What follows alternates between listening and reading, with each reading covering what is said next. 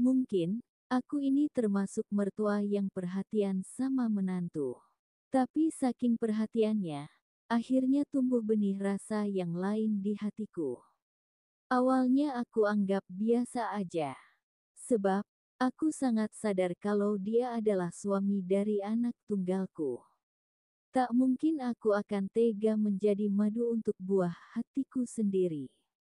Tapi bersama perjalanan waktu, sepertinya benih kecil itu makin tumbuh, dan tak dapat terelakkan kalau akhirnya harus terjadi yang namanya cinta terlarang. Bagaimana kisah serunya? Yuk simak sampai tuntas ceritanya. Kenalan dulu, namaku Winarsih, umur 45 tahun. Tentu sudah berkeluarga, bahkan putriku satu-satunya pun sudah bersuami. Sayangnya, 3 tahun menikah mereka belum juga dikasih momongan. Suamiku senengnya kerja merantau. Sebulan 2 bulan baru pulang ngendangi sawahnya. Suamiku kerja sebagai tukang bangunan, yang selalu pindah-pindah lokasi, tergantung dapat proyek di mana. Jadi sejak dulu, ya emang begitu keadaannya. Selama ini aku hanya tinggal bersama Anissa, putriku. Sejak umur 5 bulan sampai dewasa dan menikah, jarang banget putriku bisa bercengkrama sama ayahnya, termasuk aku sebagai istri juga mengalami hal yang sama. Kadang aku merasa gak punya suami saking seringnya ditinggal pergi. Baru ingat lagi kalau tiba-tiba ada transferan atau telepon kalau mau pulang. Transfernya aja yang rutin pulang tiap minggu, orangnya mah sakar PDW. Aku juga kadang sempet heran, kok betah sih nih orang, padahal biasanya laki-laki itu sering gak betahan.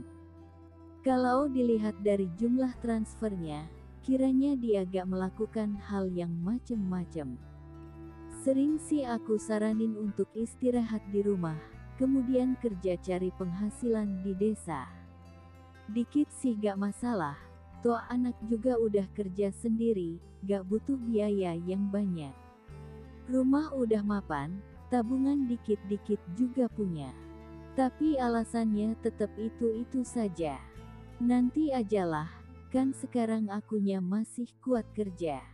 Kalau di rumah terus aku mau kerja apa? Begitu jawabnya. Yah, untungnya sekarang udah ada menantu, jadi kalau ada apa-apa yang tak bisa aku kerjakan, cukup minta tolong ke menantu, pasti udah beres. Oh ya, anakku itu usianya 24 tahun. Nisa punya toko peracangan di pasar. Sejak pagi hingga sore, ia lebih sering berada di tokonya. Sedang, Danang, menantuku itu umurnya sekitar 28 tahun. Ia pebisnis ternak kambing kontes. Praktis, ia lebih banyak tinggal di rumah, pagi sampai sore kerjanya yang muleng-muleng ternaknya. Tapi, lumayan kok penghasilannya. Kulihat emang orangnya cukup ulet dan telaten. Buktinya, semua kebutuhan istrinya bisa terpenuhi. Kambing kontes itu harganya cukup mahal, baru lahir gitu aja udah laku 5 juta, apalagi sekarang lagi ngetren-ngetrennya. Tiap hari ada aja pembeli yang datang. Ada yang minta ngawinin ternaknya, atau sekedar lihat-lihat cara pengelolaannya. Jangan salah guys, ngawinin aja, sekali up dengan pejantan unggul, kena ongkos 500k. Kalau minta 3x ya tinggal ngalikan aja. Di belakang rumahku emang dijadikan lokasi ternak. Ada sekitar 100 ekor kambing kep mahal yang ia piara. Dan justru gara-gara kambing inilah, akhirnya kisah ceritaku ini tercipta. Emang, awalnya itu lucu-lucu malu gitu untuk diceritakan. Tapi lama-lama jadi tuman dan jadi kebiasaan. Mau gimana lagi, wong ternyata aku jadi ketagihan, kalau 3 hari aja Danang melewatkan. Emang, hari-hariku, aku sering bantu menantu, terutama bantu bersih-bersih kandang dan sekitarnya. Sebab, kandang ini harus terjaga kebersihannya. Harus steril dari kotoran, dan sebulan sekali harus dilakukan penyemprotan. Suatu hari, datanglah seorang ibu bersama anaknya, dengan membawa kambing betina. "Mau ngawini ini Mas Danang," katanya sambil kesulitan nuntun embeknya. "Kok ibu sendiri, kemana bapaknya Bu?" tanya menantuku sambil mengambil alih tali kendalinya. "Bapaknya kerja di kota Mas, lah ini kelihatan kok sudah minta, tolong dikawinin sama yang baik ya Mas." Kudengar ucapan ibu itu. "Mintanya berapa kali Bu?" jawab menantu, kemudian terjadi proses nego. Rupanya ibu itu minta 2 kali, meski waktu itu uangnya masih belum cukup. "Kok mahal ya Mas? Tapi gak apa-apa, yang penting segera jadi." "Iya Bu, kalau mintanya bibit unggul emang segitu harganya. Buat beli pakan dan jamunya aja baru impas Bu." Begitu yang kudengar jawaban menantuku. Emang orang bisnis itu gak bakal gampang nyerah. Batinku. Pejantan pun dikeluarkan dari kandang, tinggi besar, dan cukup beringas. Lihat yang di dekatnya masih gadis, langsung berot habis-habisan. Danang, menantuku pun hampir kewalahan. Lihat yang demikian, aku pun mendekati dan coba mau membantunya. "Ibu yang ngepasin aja, biar aku yang ngendalikan bendot." "Bendot itu nama embek besar itu. Maksudnya ngepasin apanya?" tanyaku. "Ya itu Bu, ngepasin ke sononya. Maksudnya dipegang." "Iya Bu, pokok diarahkan gitu." Setengah berani aku pun ngikuti perintah Danang. "Kok sulit ya, gak bisa Bu Satuo?" kataku. "Iya Bu, nanti lama-lama bisa kok, biasa masih pertama, belum licin jalannya, gitu kan kalau masih ori," kata menantu yang bikin aku jadi malu-malu. Aku terus berusaha dan telaten mengarahkan, dan pada akhirnya bisa juga. Dengan hentakan keras, sang betina pun langsung tenger-tenger. "Udah Bu, biar dibendot istirahat sebentar, nanti lagi," ujar Danang dengan tersenyum. "Masak embek juga ada leelahannya?" tanyaku. "Ya ada Bu, kayak manusia kan juga sama. Apalagi dengan tenaga besar seperti itu, pasti bisa ngabisin tenaga," kata menantu lagi. "Masak sih, tapi kan mereka jadi senang," kataku tanpa kusadari. Tapi jujur, otakku mulai berhalusinasi. Oh, betapa leganya mereka bisa dapat yang seperti itu. Pasti, mereka itu lagi bernasib baik. "Kok diam Bu, bayangin ya," tanya Danang seperti ngerti isi otakku. "Kalau toh pingin, terus sama siapa?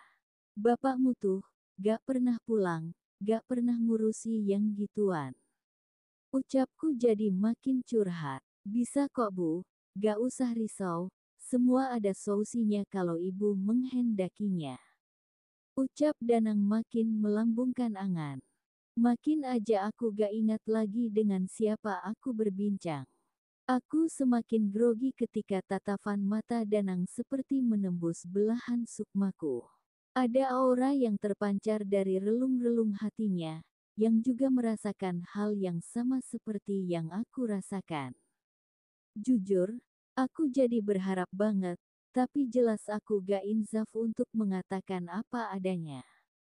Bahkan saking berharapnya itu, tiba-tiba terasa keluar minyak rem dari mesinku.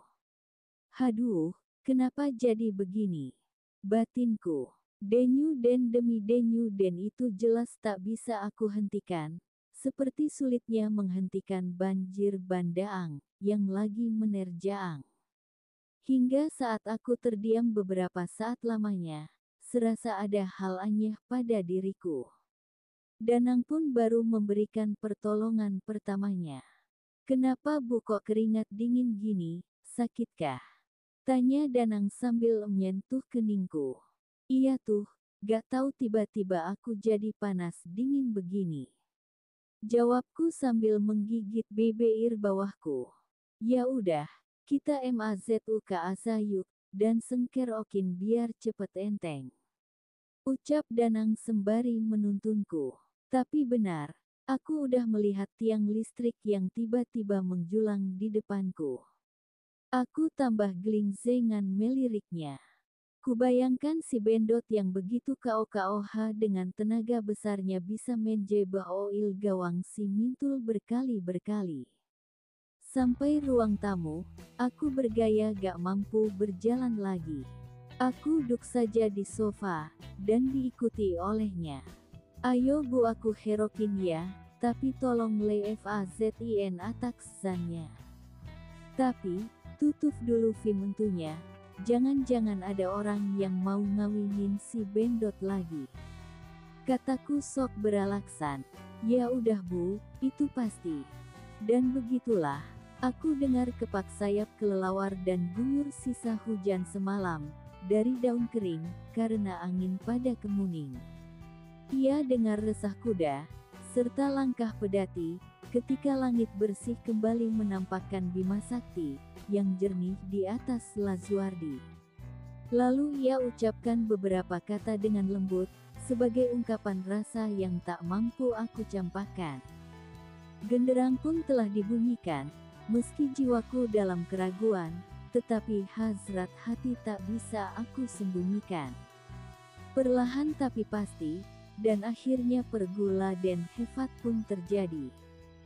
Si Bendot pun menghadirkan inspirasi, melukis keindahan tiada batas, hingga jiwaku bagai terlepas, kemudian terbang menuju bukit dan gunung-gunung yang menjulang tinggi.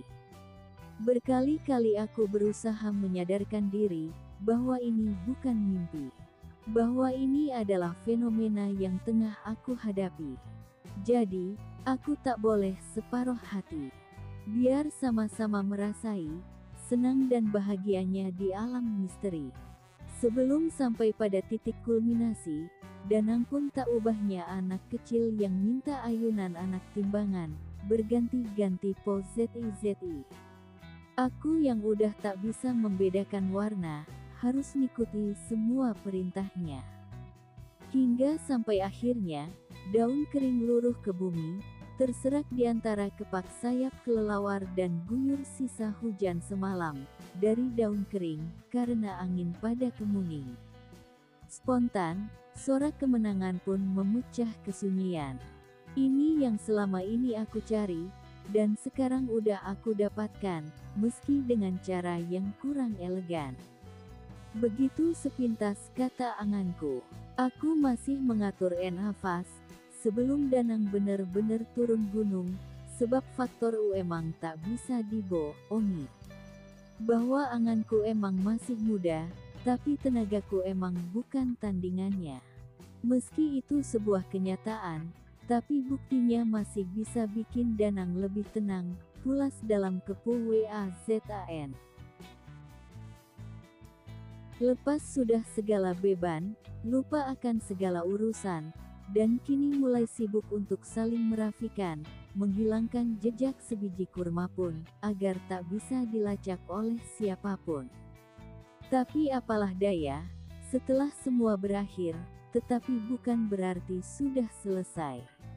Ada kelanjutan cerita yang lebih seru dan tambah menggelora. Aku makin tak bisa melepaskan diri dari jera dan asmara, dan kini aku menjadi seorang istri dengan serba pura-pura. Padahal sebelumnya aku tak pernah berbohong sekalipun pada siapapun. Tapi kini aku malah sering bohong untuk menutupi kebohongan yang lain. Meski kadang aku sering telepon suami minta untuk sering pulang, tetapi hati kecilku sebenarnya justru sebaliknya. Atau Nisa, anakku yang sekali-kali bangun kesiangan, kini malah aku suruh berangkat ke pasar lebih awal. Semua kulakukan, biar aku bisa segera membantu Danang memerankan diri menjadi kembaran si Bendot. Danang emang menantuku, tetapi kini menjadi menantu semu, atau menantu bayangan.